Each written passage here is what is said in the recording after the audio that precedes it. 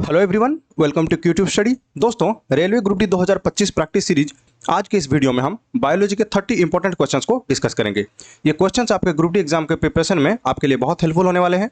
तो दोस्तों, वीडियो को लास्ट तक ध्यान से देखें और अगर आप हमारे चैनल को सब्सक्राइब नहीं किए हैं तो जल्दी से हमारे चैनल को सब्सक्राइब करके बेल आइकन को प्रेस कर लें ताकि हमारे वीडियोज़ के सारे नोटिफिकेशन आपको मिल पाए। हम आपके एग्जाम प्रिपरेशन को बेस्ट बनाने में आपकी पूरी मदद करेंगे। तो चलिए स्टार्ट करते हैं वीडियो को।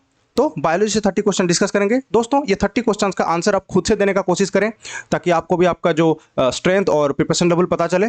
तो पहला क्वेश्चन हो गया, which of the following organ will not feel any pain on being pickled by a needle. तो निम्नलिखित में से किस अंग को सुई से चुभने पर कोई दर्द महसूस नहीं होगा? Option a skin, option b brain, option c heart, option d eye. इसका सही आंसर हो जाएगा ऑप्शन बी। ठीक है, ह्यूमन जो ब्रेन होता है वो एक पेनलेस ऑर्गन होता है, तो उसको अगर सुई से चुभाया जाए तो फिर उसमें कोई दर्द महसूस नहीं होगा। यहाँ पे आंसर हो जाएगा ऑप्शन बी। अगला क्वेश्चन है, glial cells are most abundant cells present in dash. तो ग्लियल कोशिकाएं जो होते हैं डैश में सबसे प्रचुर मात्रा में मौजूद कोशिकाएं हैं। Option a lungs, option b skeletal system, option c gall bladder, option d nervous system. इसका सही आंसर हो जाएगा ऑप्शन डी। ठीक है, नर्वस सिस्टम। ग्लियल सेल जो है ये नर्वस सिस्टम में मतलब पाए जाते हैं। अगला क्वेश्चन है, in reflex action reflex arc is formed in which of the following sequence. तो प्रतिवर्त क्रिया में प्रतिवर्त चाप निम्नलिखित में से किस क्रम में बनता है? Option a brain muscle spinal cord, option b receptor spinal cord muscle, option c muscles brain and spinal cord, option d muscles receptor and spinal cord. तो इसका सही आंसर क्या हो जाएगा? Option b. ठीक है, ये क्रम जो है ये सही क्रम है। मतलब कि पहले रिसेप्टर जो है रिसीव करता है कोई एक जो इम्पल्स होता है, वो फिर स्पाइनल कोड को उसका जो है ये खबर देता है, फिर स्पाइनल कोड जो है मसल्स को उसका रिएक्शन देने के लिए जो है ये सिग्नल भेजता है। ये ब्रेन से होकर नहीं गुजरता है ताकि ये क्योंकि ये रिफ्लेक्स एक्शन है, मतलब कि ये सडनली कोई एक चीज़ को रिएक्ट करने के लिए बॉडी को ये करना पड़ता है। अगला क्वेश्चन है, centre for heat touch cold and pressure are present in which part of brain. तो मस्तिष्क के किस भाग में ऊष्मा स्पर्श ठंडा और दबाव के केंद्र मौजूद है? Option a frontal lobe, option b occipital lobe, option c parietal lobe, option d temporal lobe. इसका सही आंसर क्या हो जाएगा दोस्तों? Option c. ठीक है, पेरिएटल लोब जो है यहाँ पे हीट टच कोल्ड प्रेशर इसका जो ये दबाव को ये करने का केंद्र है। अगला क्वेश्चन है, Which of the following statement is not correct for cerebellum? तो अनुमस्तिष्क के लिए निम्नलिखित में से कौन सा कथन जो है सही नहीं है? Option a it lies in the posterior region of the brain, option b it controls movement speech sight smell taste hearing and intelligence etcetera, option c दिया है it is a part of hind brain, option d it maintains equilibrium of the body. इसका सही answer क्या हो जाएगा दोस्तों? Option b. ठीक है, ऑप्शन बी जो है यहाँ पे हो जाएगा सही answer. It controls movement speech sight smell taste hearing and intelligence. यहाँ पे नॉट करेक्ट पूछा है, कौन सा स्टेटमेंट करेक्ट नहीं है सेरेब्रम के बारे में। तो ये जो स्टेटमेंट दिया गया है ये जो काम है ये कौन करता है? ये होता है सेरेब्रम में। ठीक है, सेरेब्रम के द्वारा कंट्रोल होता है। ये सारे जो मूवमेंट है स्पीच है या फिर साइट स्मेल टेस्ट हियरिंग ये सेरेब्रम कंट्रोल करता है। बाकी जो तीनों ये दिया है ऑप्शन ए सी और डी में ये सब कंट्रोल करता है सेरेबेलम। नेक्स्ट क्वेश्चन है, which part of the brain controls involuntary activities like coughing and sneezing. तो मस्तिष्क का कौन सा भाग खांसने और छींकने जैसी अनिश्चित गतिविधियों को नियंत्रित करता है? Option a medulla, option b cerebrum, option c pons, option d cerebellum. इसका सही आंसर हो जाएगा ऑप्शन ए। ठीक है, मेडुला जो है वो हो जाएगा ब्रेन का वो पार्ट जो ये सब एक्टिविटीज को कंट्रोल करता है। अगला क्वेश्चन है, what is the largest part of the human brain. तो मानव मस्तिष्क का सबसे बड़ा भाग कौन सा है?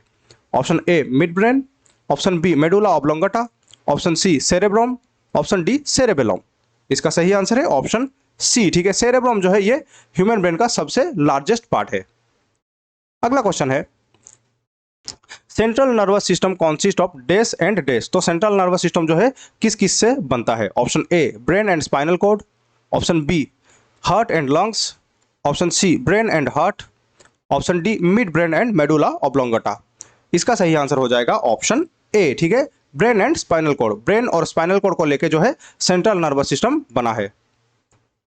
अगला क्वेश्चन है the brain is a part of the dash system. तो ब्रेन जो है कौन से सिस्टम का एक पार्ट है? Option a circulatory system, option b skeletal system, option c endocrine system, option d nervous system. इसका सही आंसर हो जाएगा ऑप्शन डी। ठीक है, ब्रेन जो है वो नर्वस सिस्टम का एक पार्ट है। अगला क्वेश्चन है the spinal cord is made up of which tissue. तो स्पाइनल कॉर्ड जो है ये कौन से टिश्यू से बना है? Option a nervous tissue, option b muscle tissue, option c epithelial tissue, option d connective tissue. इसका सही आंसर है ऑप्शन ए। ठीक है, नर्वस टिश्यू से जो है स्पाइनल कॉर्ड बना है। क्या है ये? नर्वस टिश्यू से बना है। ये सेंट्रल नर्वस सिस्टम का, स्पाइनल कॉर्ड क्या है? ये सेंट्रल नर्वस सिस्टम का एक पार्ट है, तो ये नर्वस टिश्यू से बना है। अगला क्वेश्चन है which is the longest muscles in the body. तो इंसान के जो शरीर है उसमें सबसे लंबा मसल्स कौन सा है, मांसपेशी कौन सा है? Option A soleus, option B gracilis, option C trapezius, option D sartorius. इसका सही आंसर हो जाएगा ऑप्शन डी। ठीक है, सार्टोरियस जो है ये ह्यूमन बॉडी का सबसे लंबा मांसपेशी है। ये कहाँ पे, ये जो मांसपेशी है ये कहाँ पे पाया जाता है? ये बॉडी का हमारा जो थाई एरिया है, थाई एरिया में जो ये मांसपेशी होता है वो सार्टोरियस है। अगला क्वेश्चन है Which are a connective tissue that connect two bones to each other। तो दो हड्डियों को जो ये टिश्यू जुड़ता है, जो कनेक्टिव टिश्यू जुड़ता है वो कौन, उसको क्या कहा जाता है? Option a tendons, option b muscles, option c cartilage, option d ligaments. इसका सही आंसर क्या हो जाएगा? Option d. ठीक है, मतलब कि दो हड्डियों को जो ये कनेक्टिव टिश्यू जोड़ता है उसको लिगामेंट कहा जाता है। मतलब कि यहाँ पे बोल सकते हैं bone plus bone, bone plus bone ये जो हो जाएगा लिगामेंट। और एक चीज यहाँ पे याद रखना है, यहाँ पे जैसे कि बोन प्लस बोन हो गया लिगामेंट, उसी तरह से बोन प्लस मसल्स क्या हो जाएगा?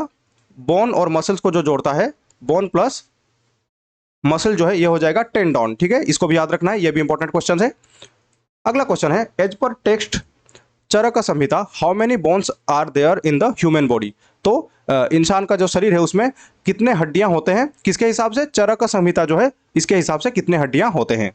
Option a 206, option b 360, option c 270, option d 208।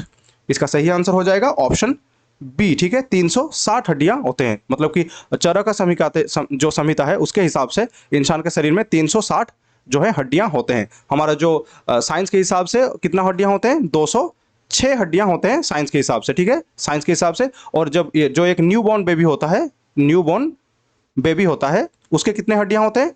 270। ठीक है, 270 हड्डियां होते हैं एक न्यू बॉर्न बेबी का। अगला क्वेश्चन है how many bones are there in human spinal column. तो मानव रीढ़ की हड्डी में कितने हड्डियां होती हैं? Option a 33, option b 32, option c 31, option d 30। इसका सही आंसर है ऑप्शन ए। ठीक है, 33 हड्डियां होते हैं स्पाइनल कॉलम में। अगला क्वेश्चन है which of the following helps in moving school bone. तो निम्नलिखित में से कौन सा जो है खोपड़ी का जो हड्डी होता है उसको हिलाने में मदद करता है? मतलब खोपड़ी का जो हड्डी होता है उसको मूव करने में हेल्प करता है। Option a femur, option b mandible, option c atlas, option d tibia. इसका सही आंसर हो जाएगा ऑप्शन बी। ठीक है, मैंडिबल वो है, मतलब कि ये एक हड्डी है जो कि जो स्कूल बोन होता है उसको मूव करने में या फिर रोटेट करने में उसको मदद करता है। ठीक है, हमारे जो टोटल स्कूल बोन कितने होते हैं? टोटल जो स्कूल में जो कितने बोन होते हैं?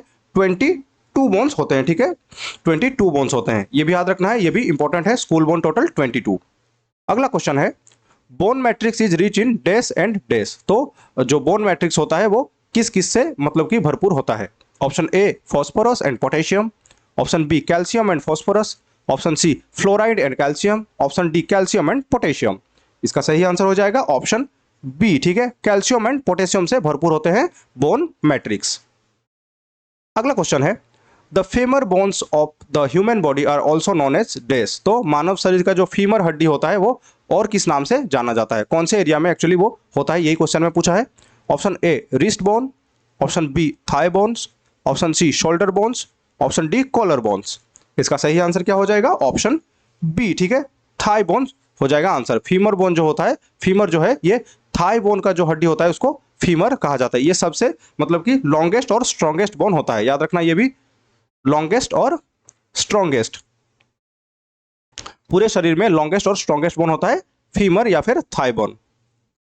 अगला क्वेश्चन है the ends of limbs are covered with what to reduce the friction in joints. तो अंगों के सिरों की जोड़ों में घर्षण को कम करने के लिए किससे ढका होता है? Option a ligaments, option b cartilage, option c muscle, option d tendon. इसका सही आंसर हो जाएगा ऑप्शन बी, ठीक है, कार्टिलेज होता है। मतलब कि दो हड्डियां जो होते हैं, दो हड्डियों के बीच में यहाँ पे कार्टिलेज होता है, ताकि वो हड्डियों का जो जॉइंट होता है उसमें जो ये फ्रिक्शन कम हो या फिर फ्रिक्शन को घटाने के लिए वहां पे रहता है। अगला क्वेश्चन है the element found in teeth and bones is dash and dash. तो दांत और हड्डियों में पाए जाने वाला तत्व डैश और डैश है। मतलब क्या क्या तत्व जो है दांत और हड्डियों में पाया जाता है? Option a potassium and calcium, option b calcium and magnesium, option c calcium and phosphorus, option d phosphorus and sulphur. इसका सही आंसर है ऑप्शन सी, ठीक है, कैल्शियम एंड फॉस्फोरस जो है ये दांत और बोन में पाया जाता है। अगला क्वेश्चन है in which part of the body are the tarsal bones found. तो टर्सल बोन्स जो है हमारे शरीर के कौन से पार्ट में पाया जाता है? Option a ear, option b leg, option c head, option d hand. इसका सही आंसर हो जाएगा ऑप्शन बी, ठीक है, जो लेग होता है उसमें टर्सल बोन्स पाए जाते हैं। नेक्स्ट क्वेश्चन है which of the following statement is correct. तो निम्नलिखित में से कौन सा कथन जो है सही है?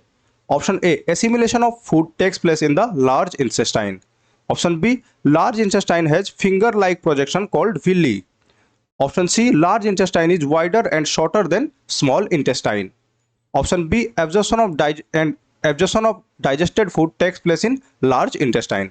तो इनमें से कौन सा जो स्टेटमेंट है सही है पूछा है, तो यहाँ पे हमारा आंसर हो जाएगा ऑप्शन सी, ठीक है, large intestine is wider and shorter than small intestine. तो लार्ज इंटेस्टाइन जो है ये स्मॉल इंटेस्टाइन से वाइडर होता है और लंबाई में जो है ये छोटा होता है स्मॉल इंटेस्टाइन से। बाकी जो यहाँ पे ऑप्शन दिया गया है ए बी और डी ये गलत स्टेटमेंट है ये लार्ज इंटेस्टाइन के बारे में। यहाँ पे assimilation of food takes place in large intestine दिया है, यहाँ पे स्मॉल इंटेस्टाइन हो जाएगा स्मॉल इंटेस्टाइन। वैसे ही large intestine is finger like projection called villi, यहाँ पे लार्ज ये जो विली है ये लार्ज इंटेस्टाइन में नहीं होता है, ये स्मॉल इंटेस्टाइन में ही होता है।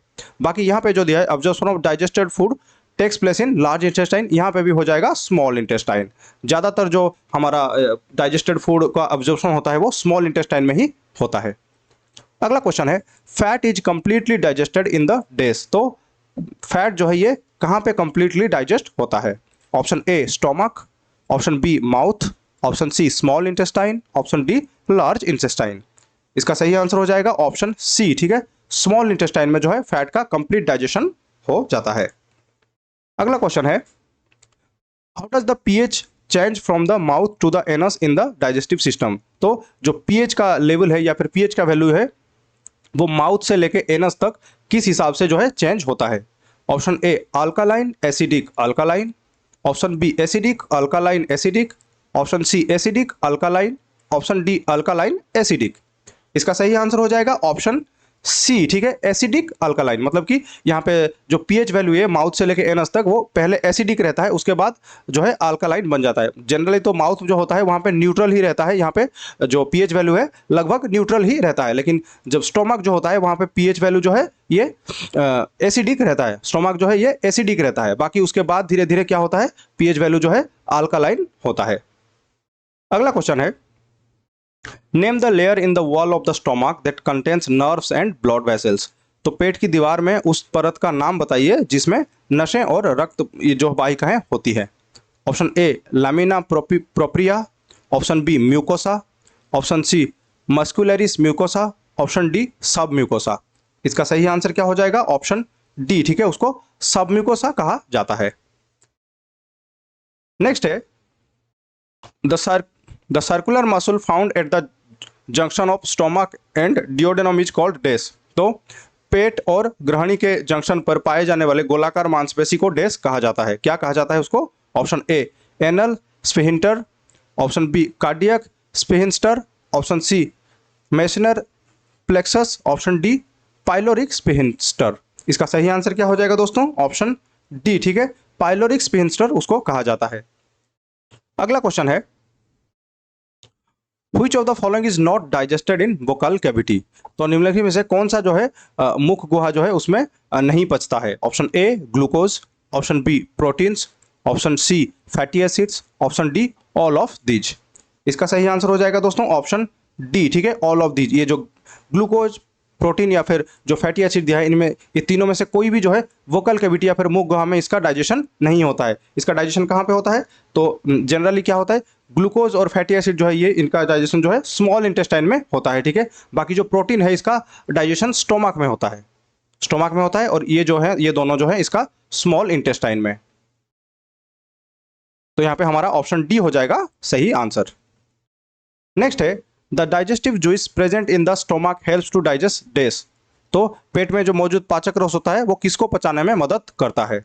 Option B both carbohydrates and proteins, option B proteins only, option C fats only, option D carbohydrates only. इसका सही आंसर हो जाएगा ऑप्शन बी, ठीक है। अभी थोड़ी देर पहले डिस्कस किया उसको। तो डाइजेस्टिव जूस जो होता है स्टोमक में वो प्रोटीन्स को जो है डाइजेस्ट करने में हेल्प करता है। अगला क्वेश्चन है the contraction and expansion of the wall of food pipe is called this movement. तो भोजन नली की जो दीवार के संकोचन और जो ये विस्तार को कौन सी गति कहा जाता है? डेस गति कहा जाता है। Option A peristalsis movement, option B gastric movement, option C oscillatory movement, option D diastolic movement. इसका सही आंसर क्या हो जाएगा? ऑप्शन ए, ठीक है, ये हो जाएगा हमारा सही आंसर। पेरिस्टालिसिस मूवमेंट इसको कहा जाता है। ये जो फूड पाइप होता है उसका एक कॉन्ट्रैक्शन और एक्सपेंशन को पेरिस्टालिसिस मूवमेंट कहा जाता है। अगला क्वेश्चन है human nutrition includes nutrient requirements, mode of intake of food and its utilization in the body occurring in various steps which are absorption, egestion, assimilation, injection, digestion. Arrange these steps in sequence they occur inside the body. तो हमारा जो body है उसमें ये जो 5 ये process दिया गया है, किसके बाद कौन सा प्रोसेस होता है सिक्वेंशियली इसको जो है अरेंज करने को कहा है। ऑप्शन ए दिया है 1 2 3 4 and 5, option B 4 5 1 3 2, option C 5 4 3 1 2, option D 4 1 2 3 5। इसका सही सीक्वेंस क्या हो जाएगा दोस्तों? ऑप्शन बी, ठीक है, 4 5 1 3 2। मतलब कि पहले क्या होता है 4 मतलब कि इंजेशन, फूड जो है इंजेस्ट होता है, उसके बाद 5 डाइजेशन होता है उसका, 4 मतलब कि उस जो इंजेस्ट किया हुआ जो फूड है उसका डाइजेशन होता है, ठीक है। उसके बाद क्या होता है वो डाइजेस्टेड फूड का एब्जॉर्प्शन होता है, उसका एब्जॉर्प्शन होता है। उसके बाद क्या होता है? उसके बाद होता है एसिमिलेशन, वो बॉडी में जो है उसको काम में लगता है। उसके बाद होता है इंजेशन, इंजेशन मतलब कि वो ये होता है मतलब कि बॉडी से फिर जो रेसिडुअल पार्ट होता है वो बाहर आता है। ये हो जाएगा कंप्लीट प्रोसेस हमारा जो प्रॉपर जो कंप्लीट डाइजेशन प्रोसेस का जो है सीक्वेंशियल ऑर्डर। लास्ट क्वेश्चन है the stones present in the gall bladder affect the digestion of which of the following. तो जो गॉल ब्लैडर में जो स्टोन होता है वो किसका डाइजेशन को अफेक्ट करता है? Option A protein, option B fat, option C carbohydrate, option D nucleic acid. इसका सही आंसर हो जाएगा ऑप्शन बी, ठीक है, वो फैट का जो डाइजेशन होता है उसको हैम्पर करता है। तो दोस्तों देख सकते हैं बायोलॉजी से कैसे कैसे क्वेश्चंस बन सकते हैं। दोस्तों 30 क्वेश्चंस अभी डिस्कस किए। आप ये जो 30 क्वेश्चंस है उसमें से कितने क्वेश्चंस का आंसर खुद से सही दे पाए हैं वो हमको कमेंट सेक्शन में जरूर बताइएगा। और अगर वीडियो आपको अच्छा लगा है, आपके लिए हेल्पफुल हुआ है, तो इसको लाइक करें, शेयर करें अपने दोस्तों के साथ और सब्सक्राइब करें क्यूट्यूब स्टडी को। Thank you for watching the video.